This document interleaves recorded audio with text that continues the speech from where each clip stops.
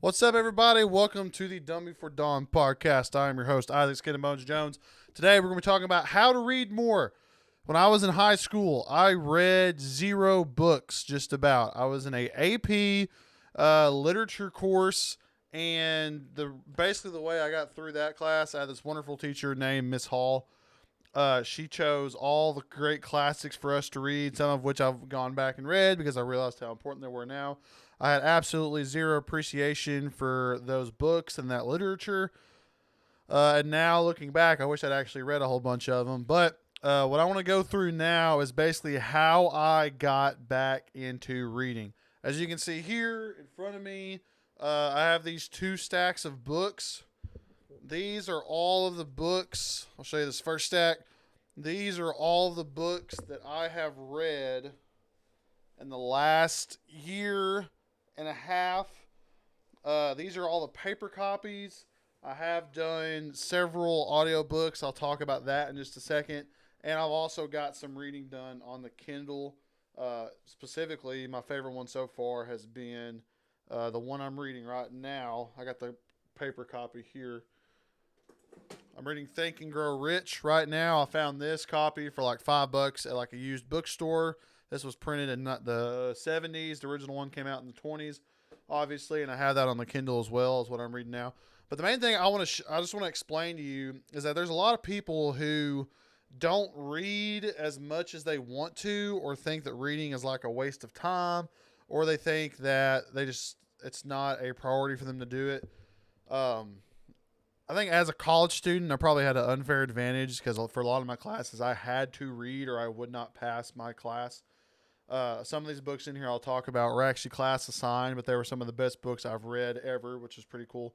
But there's this sort of transition for me from high school where I read maybe one book a year. In middle school, I read a whole bunch. I read a whole bunch of like fiction, fantasy type, like The City of Ember, a bunch of those old books I can't remember what award it is. But I used to read a whole bunch in middle school. In elementary school, I read a whole bunch. Like I read my mom would take me to the library here and I would read all the time. And it eventually got to where as high school came around, we had this thing called accelerated reading where like you had to get a certain amount of points for every book that you read. You couldn't just go through and like it wasn't really reading. Reading used to be something that I was interested in for leisure, like I enjoyed it. And then as I got into high school and it started getting graded through accelerated reading and middle school accelerated reading, like that really put a damper on me actually trying to read because it's almost like when you're a kid and you finally make the decision to clean your room and you start doing it on your own, and then your mom comes by and tells you that you need to clean your room, and all of a sudden you just lose all of your motivation to do it. It's the same kind of thing. Like when you have someone telling you that you have to do something, your motivation for doing it plummets. And so me going from basically zero books a year to where I read now, usually I think this year it's December 21st right now. I've read probably 20, I think 23, 24, 20. I've read 26 books this year. I've read 20. Once I finish Think and Grow Rich, I'll have read 26 books this year. So I usually read, obviously, between, I think last year might have been a little lower, like 23, 22 or so. Anywhere between 20 or 30 books. That winds up being roughly 2 books a month. What I usually try to shoot for a minimum is 1 book every 2 weeks, and then on top of that, whatever comes faster just happens to come faster. Like I got hooked on to a Elon Musk biography that I bought on the Kindle store, and I'll talk about the benefits of getting a Kindle in a second and why I think it's so awesome and why it's one of the best purchases I've probably ever made in my life. But that was like a 506 something page book, and I read that in literally like 4.5 days because like his story is so fascinating to me. So I read that. I knocked that out really, really quick. But the main 3 things I want to share with you on how to actually read more are this. Number 1, set yourself a daily reading goal and don't make it too high. Okay. And there's a reason for this. This is kind of the same thing. Like me, even filming this video, I've been putting it off for a while.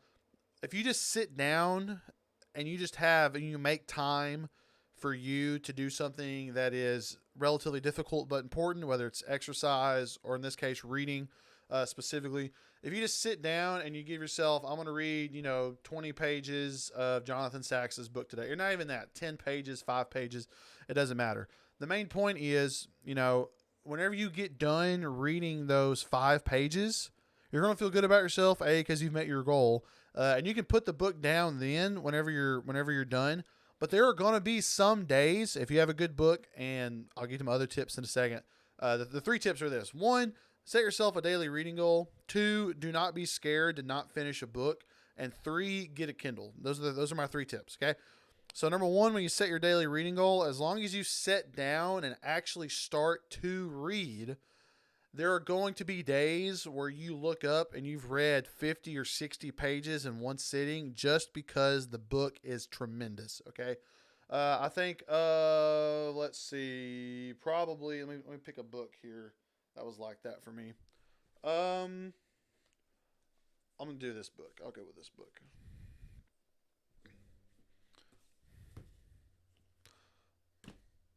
American Buffalo by Stephen Ranella. This was his first, not his first, this was his first book that was widely published.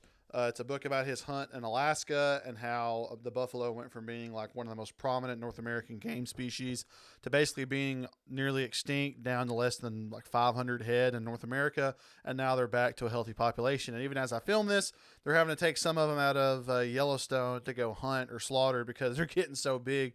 The populations are getting so big and they're worried about them, the disease being passed around. But like this book right here, I read this book, I think, in 6 days. I read every day at lunch, at work, and then one Saturday, and I finished it. This is one of these books, once you start, for me at least, once you start reading it, you're not going to be able to put it down. Most of the books here are nonfiction too, and like my favorite genre of book to read is like narrative nonfiction, to where there's still like a story being told. There's like this overarching connecting theme.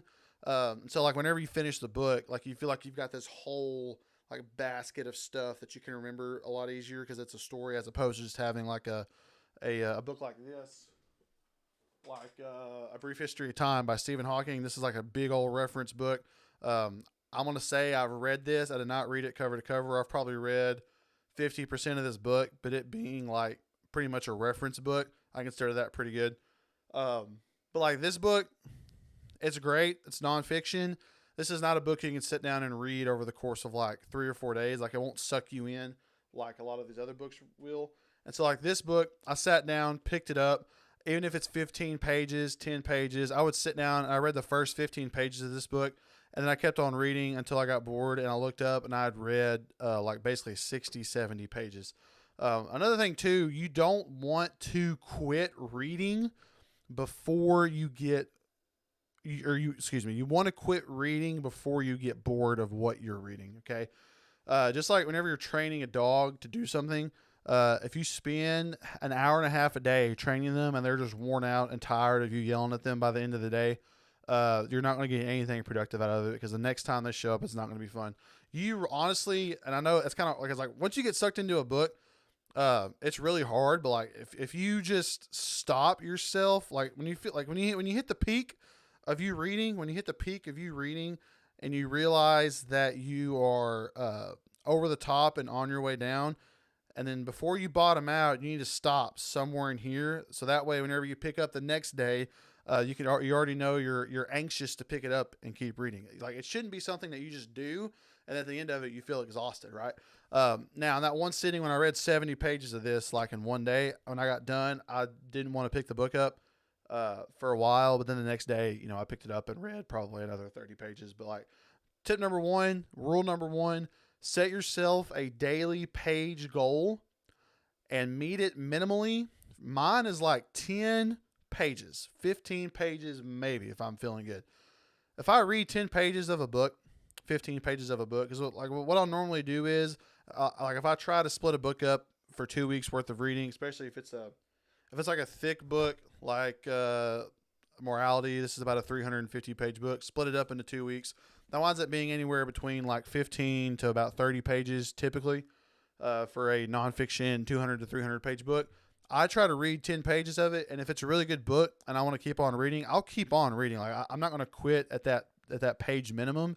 But the days like I'm not feeling it, I'm like, God dang it, like I just don't want to read. If you just sit down and just like it's exercise, if you find a good book, it's a lot easier to do this. But you sit down, you read 10 pages, you don't have a whole bunch of time. Uh, you're meeting your minimum, and like what you owe to yourself, what you owe the book, doesn't accumulate. So, like, for instance, if I didn't sit down this morning and read my 15 pages of Think and Grow Rich by Napoleon Hill, tomorrow, if I wanted to stay on track to finish it in 2 weeks, I now have to read 30. And then that may not happen because 30 pages takes twice as long as 15 pages. So, it's really important to build the habit of just reading a minimal amount of pages a day. It could be 5, it could be 10, it doesn't matter. As long as you're cracking open, as long as the book is getting cracked open, you're reading it, you're going to hit those days to where you just like go off and you'll read 50 pages, no problem. Same thing at work. You're sitting at home like me the last 2 days, like being a complete lazy son of a gun. Whenever you just sit down and start the work, like I'm doing now, filming this video, once you just sit down and start it, there are going to be days where you're like, thank God this is over with. I finally can get some rest. And then the other days you'll pick up something that you just skyrocket on, and then you'll work for 2 or 3 hours, and you won't even notice you've been like you'll get sucked into the flow, and you won't even know that, like you don't notice yourself working. So that's the main, like just set a page minimum, a minimal amount to read every day. Meet it, make it low enough that you can do it every day without thinking about it. Like you can I could pick up and read 5 pages of Napoleon Hill's Think and Grow Rich, probably in 8 to 10 minutes, something like that. Maybe less than that, probably less than that. As long as the book is getting cracked open, you are going to continue reading. All right. Tip number 2, and these kind of go together. 1, or 2A, don't pick books that you won't read. 2B, don't be scared. Don't be scared to not finish a book. All right. Prime example. This book right here, Morality by Jonathan Sachs. Great book. He's talking about basically the de-evolution or the evolution from a communal society into a super individualistic society, and how communities used to be formed naturally by people living in the same area who would help each other. And now, because of the rise of the internet and like our retail market that we have, there's no incentive for a lot of people to help people. A lot of people are more mobile now, so there's not a big sense of community wherever they live at. And how like there's this movement from basically pre-1960s America, where the community was really, really tight. This movement into super individualistic, which is, he complements it in a lot of ways. But then the downside of that is that there's this fracture to where the government basically has to come in and act as a community to the people who don't really have a community. This book was like 350 pages long. I read all the way to this white bookmark right here. I didn't finish this last bit. Starting out reading, I hated not finishing a book. All right. I hated not finishing a book. One of my good friends and the first guest on the podcast series, Hannah White, she talked about how when she was a kid, she made a promise to herself that she would read every single book she checked out from the library all the way through, because she hated leaving a book unfinished.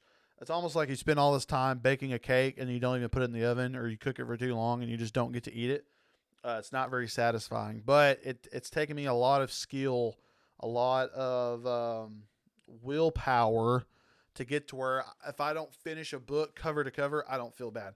The good books that you'll run into, and the bad thing is only you know what books you're going to like. It's not like there's some computer algorithm. I mean, those can help you pick out books for sure. But there's different writing styles, even within genres, that will or won't suck you into reading them.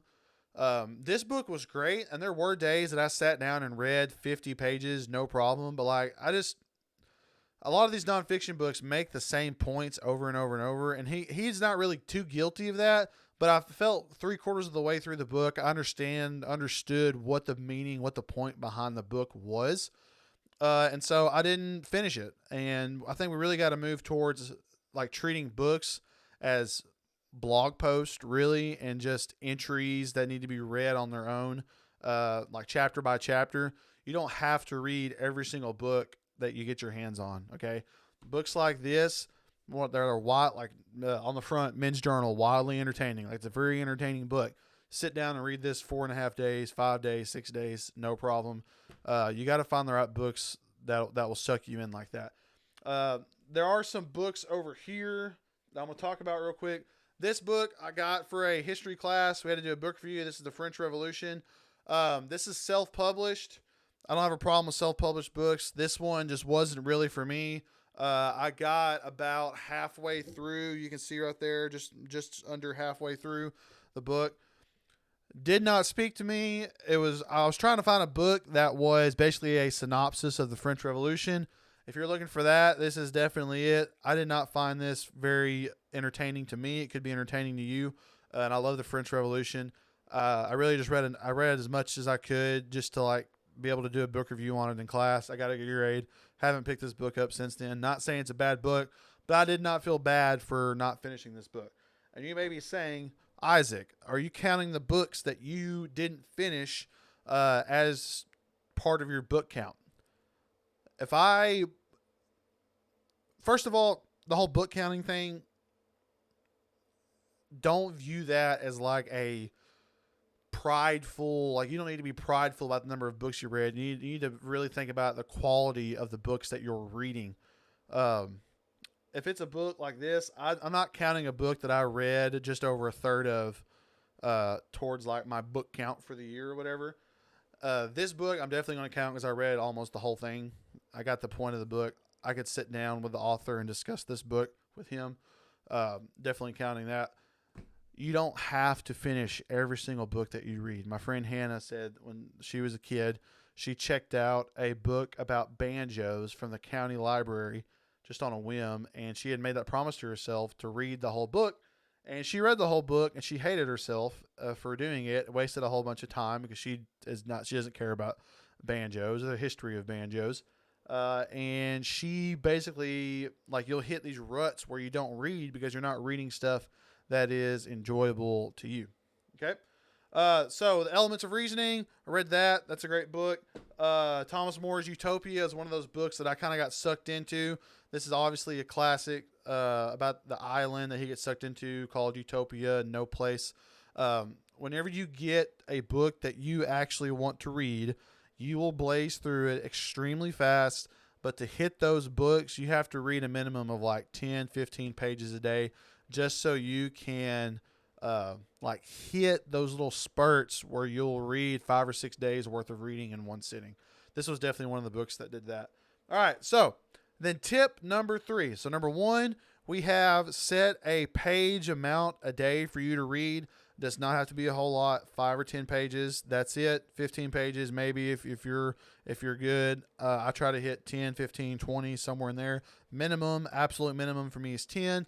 I feel really good if I hit 15. I feel really good if I hit 20. And if I've already read 25 or so, I'm just going to keep reading until I hit a wall, or when I'm on my way down, I'm going to try to cut it off. That way I can read more the next day and be interested in it. Tip number 2, do not get books. Don't be afraid to abandon books you don't like. Do not get books you're not going to read. Get books that you like. Read the good books. Get the books that will suck you in. Don't waste your time on books that you're not going to read. Okay.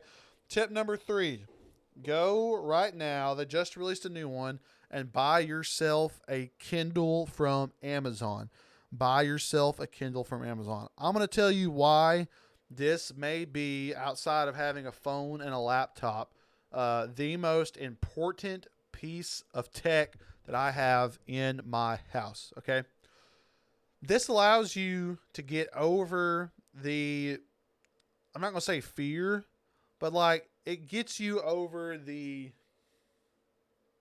not anxiety, but like when I was reading this book, I was on lunch duty or lunch break at work. I would pull it out. No one else was reading a book. Everybody's on their phone. You're definitely kind of like the outlier whenever you pull a book out and read it. There's like a barrier to entry when it comes to reading a paperback book. You can't throw this, like you can't throw Black Titan. You can't throw this book in your back pocket and go read it. You got to carry it with you it's one book. It's not light. You can't just put it in your pocket like a phone and do it. This Kindle can fit in my back pocket. I can sit on a bench for 10 minutes while I'm waiting on my wife to go shopping somewhere in some little store. I can sit on a bench outside and read this for 10 minutes, no problem. It really there's like no, people look at their screens already. Like there's already a inclination to pick something up, pick a screen up and look at it. There's not really a natural inclination to pick up a book and look at it. When you get really disciplined, you can get into reading paperback books just like they're, like a phone. But when you have a Kindle, number one, when I go to sleep, my wife's asleep. I can't just shut my eyes and go to bed. I got to get tired first. I'm laying in bed. Number one, the majority of the time, except this past week because we're on Christmas break, I've charged my phone. I charge my phone in my office, put this next to my bed. I can't sleep. I'll pick it up. I'll read for 20 or 30 minutes until I get sleepy. I'll shut it off and it'll go to bed. It holds a charge for 2 or 3 hours. This eliminates essentially all of the problems of reading. It also, the biggest thing for me is that whenever you pick up a book to read it, I'm going to try to find like the biggest book I've read cover to cover, like Sapiens. Okay. I've read Sapiens cover to cover.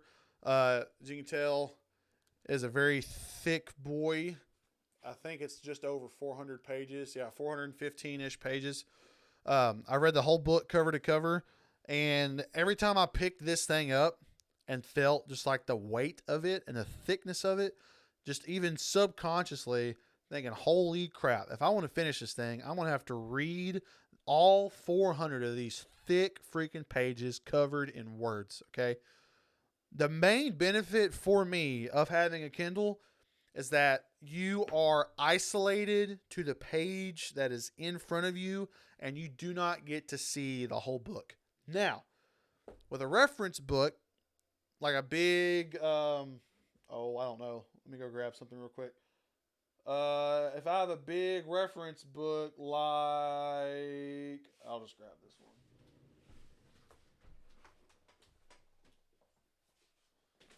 Like if I'm looking at the Northern Anthology of American Literature. This is a reference book. I'm willing to bet money that no one, unless they're a savage freaking English professor, has never sat down and read these anthologies cover to cover. Okay.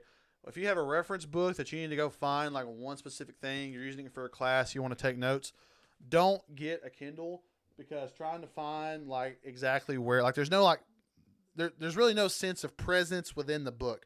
And that's good because you don't get overwhelmed with everything you have to read, but it's also bad because whenever you have to start finding stuff to go back and look at your notes, I find it a lot easier to go back and find my notes on this than on my Kindle. I know that y'all say like the Kindle does have a great notes function. There's apps you can hook up to this to get your notes all in one place. Those are cool, but you don't really get to see. Like there's something about like you know where in the book your notes are. You can go back and read them.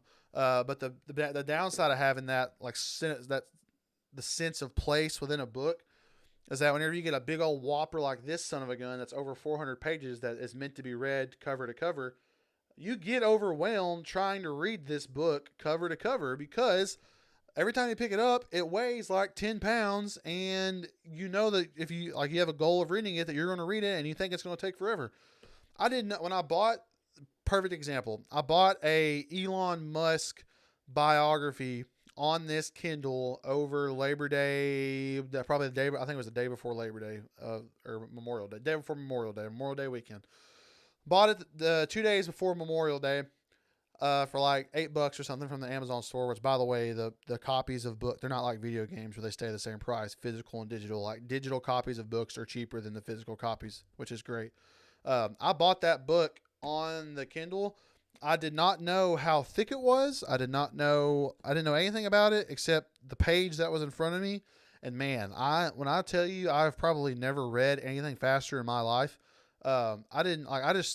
I went to McAllister's one evening and just read like 3 or 4 chapters in a row over the course of like an hour and a half, 2 hours. It was just like, I'm one of those books to where he's already like, Elon Musk is already one of the most influential people, is probably, maybe with the exception of Donald Trump or Jeff Bezos, probably the most influential person in the 21st century. Is a fantastic engineer, all those things. When you start reading that book and get sucked in, like I could not quit reading it. Read it till like 2 a.m. one time, going to bed. Got up, would read it the next day, and I was just reading, and I finished it like in 4.5 days. I did not know, like I had no concept. I didn't until like a week ago. I had no concept of whether or not, to me, if you'd have told me that book was the American Buffalo book isn't super thick. If you'd have told me that biography was that long, I would have, and 200 pages, I would have totally believed you, no problem. I was watching a video the other day of somebody reviewing the Elon, like talking about reading or whatever, CEOs, those kind of videos, talking about the Elon Musk book. And that book is literally like 550 pages of stuff about Elon Musk. I think I'm not saying it's 550 pages because I haven't held an actual physical copy of it, but it was literally as thick as probably a Bible. Like it was thick, definitely thicker than this book. So I'm saying it was probably 500 pages, and I read that in 4.5 days. I have no idea how, except for the fact that this forces you to deal with one page at a time. You do not have the luxury or the hindrance of seeing the whole book at once. You're dealing with one page at a time. And then that's really a good way to look at life in general too. Because like if you look at the broad, like I just graduated college.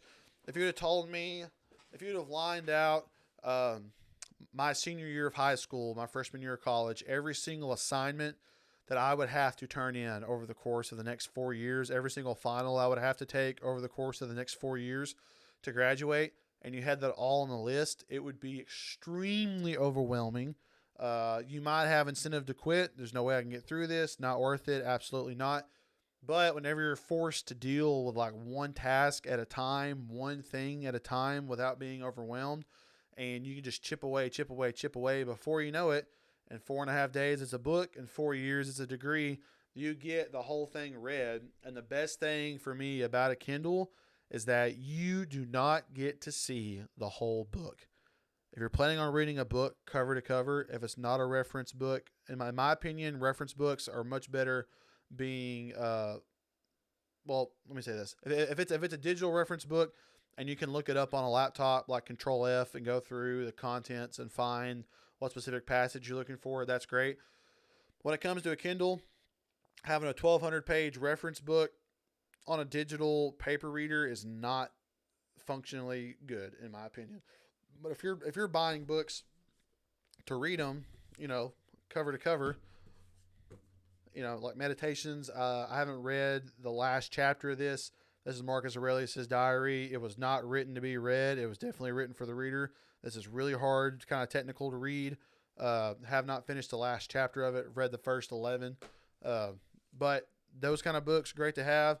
How to Win Friends and Influence People, great book to have. This book, What to Say and How to Say It, this is basically a reference book talking about how to write the introductions to like speeches or thank you letters or whatever. Reading this cover to cover would be brutal. I like to have it in paper just so if I'm writing a thank you letter or whatever, I have that sense of place within the book. Like, oh, somewhere near the back is this part where he talks about writing thank you letters or whatever, how to intro your thank you letters. I'll go to that. That's a good, having a paper reference book is good for that. The War on the Bill of Rights, read that cover to cover. Great book. Had it for a class. Really thin. Something you could read probably in 3 or 4 days. I sat down and read this. It's a reference book. It talks about different laws and stuff. Right after 9/11, you can go through and find it. You can read one chapter. The chapters are not like interconnected. It's really just segmented out. Having this on paperback is good. Jonathan Sacks' book. If I'd had that on Kindle, I probably could have finished it. Communist Manifesto. Want that in paperback because I have notes and stuff in here that I'll teach with later. Having that on paper is really good. The Rape of Nan King. I probably could have had this on Kindle, but having the paper copy was really nice. I sat down and read this in like a week. This was really, really good. But the main thing you got to know with a Kindle, you don't have that sense of space. You're isolated to one page at a time. You're going to sit down and read. You're not going to be overwhelmed with like the size of the book. So that's really cool. Downside of that is if you're trying to make notes and stuff, I think it's just way better to have a paper copy. All right. So, in conclusion, the 3 tips. Number 1, have a minimum page count per day. Does not have to be high. Mine is 10 minimum. I always shoot for 15. If I get to 10 and I'm just like, it just sucks and I want to stop, I'll stop. I don't feel bad about myself. Usually it's between 15 and 20. Have a minimum page count. That way you're still in the book. You're connected to the book. And then one day if it's a good book, now if it's a sucky book and you read 3 or 4 days, 10 pages a piece, I always read, before I throw away a book, I'll always read the first quarter of the book before I get rid of it to see if it picks up. It doesn't have to be that much. If it's the first eighth of a book and it doesn't suck you in, just accept the loss. You don't have to read it. Don't feel like you have to read it because you bought it either, okay? Pick books you like. Don't be scared to quit books in the middle if it's not good. Quit them early on so you don't feel as bad. Pick books you'll actually read. Get them on a Kindle. You'll have no sense of how big, massive the books are. Both of Jordan Peterson's books that I've read. I wanted these on paperback just because I love these books and I wanted to have like a tangible, 2 tangible copies of them. These are great books. Sat down and read those, probably 2 weeks a piece for these. But you just need to make sure that you're actively opening the book. You'll have the days where you'll hit a good book, a good spot in a good book, and you'll read 50, 60 pages without even realizing it. Those are the best. Minimum is 10 or 5 or whatever. There's a famous, not really famous, it's just something that's kind of stuck out with me. A clip of a personal trainer who's on YouTube. He was talking about how a client he had who lost like 100 pounds started out going to the gym. He didn't go there for an hour a day and train. He would go there for 5 minutes a day and then go home. Like the first month, he would show up. He would go there before work for 5 minutes, walk in, like literally get a drink of water, sit around, and leave. Just to get the habit going of going to the gym. Same thing, reading 5-10 pages a day, get the habit going. You're going to hit a great passage that'll suck you in like nothing else. Before you know it, you'll read 60, 70 pages. Those moments don't happen without that initial step getting into the book, and you have to do that through like disciplined reading. Number 2, pick books you like. Don't be scared to quit a book if it's not good. My rule is always read a quarter of the book. If it sucks after that, chunk it. An eighth is fine, whatever you want to do. And then number 3, if you really want to get into reading and you're going to read like this right here, this Kindle, let me read a 500-page book in 4.5 days. Okay. Just from having that isolated page by page by page reading and not getting overwhelmed is great. And that's how I read basically our 30 books, 25, 30 books a year now. It all started with this book, August of 2019, I believe. Or maybe it was 2020.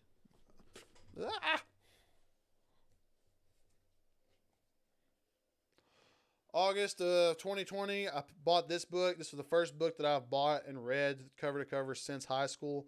The God Part of the Brain. This is a biologist argument on how we evolved, how religion evolved and what it is, why we have an inclination to believe in God. Great book. Read it cover to cover, filled it with a whole bunch of notes and questions and stuff. I genuinely just got curious again and started reading. And there were questions that I felt no one could answer, but not me. But like there were questions that I had that I didn't really trust people to answer. I wanted to find like a qualified source. Go to a bookstore, go on your Kindle, find a book that's on the topic you're interested in. Chances are you'll finish it. Don't waste your time reading bad books. And now I finish a book usually every 2 weeks or every week, anywhere between 2 to 4 books a month. It's usually 2 or 3. Every now and then I'll hit 4. I don't waste my time with crappy books. You shouldn't waste your time with crappy books either. Don't be scared to put them down. Don't be scared to not finish them. As long as you're reading, as long as you're learning, you're heading in the right direction. And don't ever feel bad for putting down a book that you didn't finish. Okay. All right. That is the Done Before Dawn podcast, episode 6 or whatever it is now. Thank y'all for tuning in. My name is Isaac Skin and Bones Jones. You can follow me at DBD Isaac on Twitter, or Skin and Bones Jones on Instagram, or DBD Isaac on Facebook, or just look me up, Isaac Jones on Facebook. You can follow my personal or my DVD page. I don't care. Either way, remember, kids, just make sure, stay curious, keep reading. You get into high school, there are going to be people who want to test you over your reading. I had a fantastic English teacher who chose great books, and it was my bad for not reading them. And I've gone back and read Brave New World and Fahrenheit 451. She assigned those to us in high school, and I didn't read them. I really wish I would have, Miss Hall, if you're watching this. It's just, I think starting my junior year of college, my curiosity, probably because of my sophomore philosophy class, like my curiosity exploded, and I wanted answers, and the best way to get qualified answers is just to read books. Okay. So anyway, that's how you read 30 books a year, everybody. Thank y'all for listening. I will see y'all in the next podcast. Y'all have a fantastic day, and Merry Christmas. Happy Christmas.